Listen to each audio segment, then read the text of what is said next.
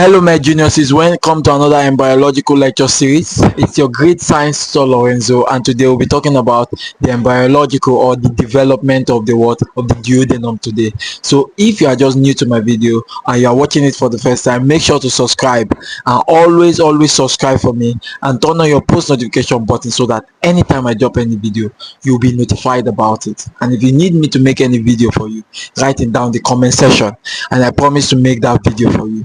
So we have talked about the formation of the gut tube, so we'll be going straight to the development of the of the duodenum. We have also talked about the esophagus, so we're going straight to the development of the duodenum. So stay with me throughout the course of this video for you to understand.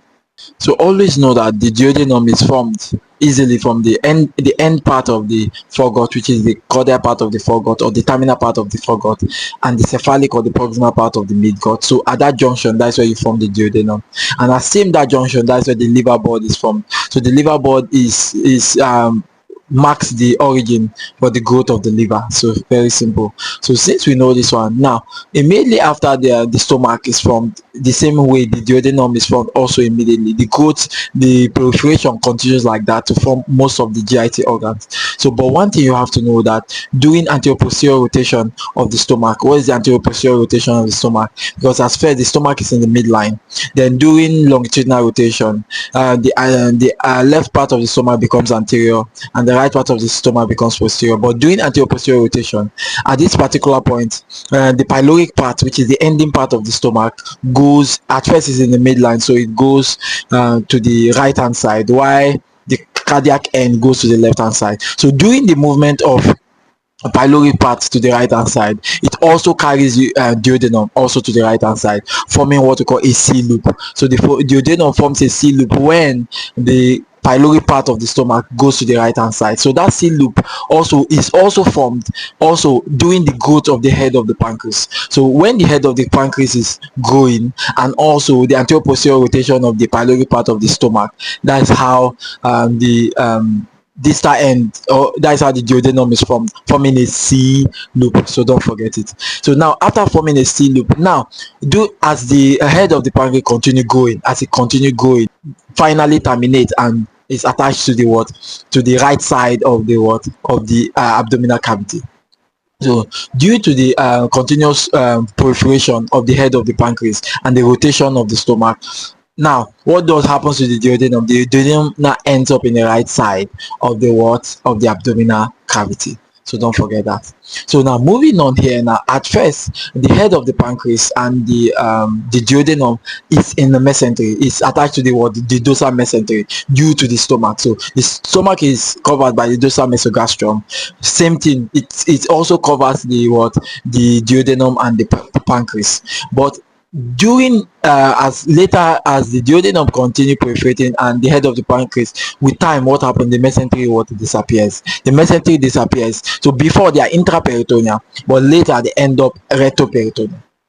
So except from one part, except from the from the proximal part or the first part of the duodenum that is close to the pyloric end, to form what we call a duodenal cap. So every part, at first the pancreas and the duodenum is intraperitoneal, but with time what happens, during continual proliferation and growth of the head of the pancreas and the duodenum, the first part of the duodenum is the only part that is intraperitoneal due to the dorsal mesogastrium of the stomach continuing and covering up to the first part of the duodenum, forming what we call the duodenal cap.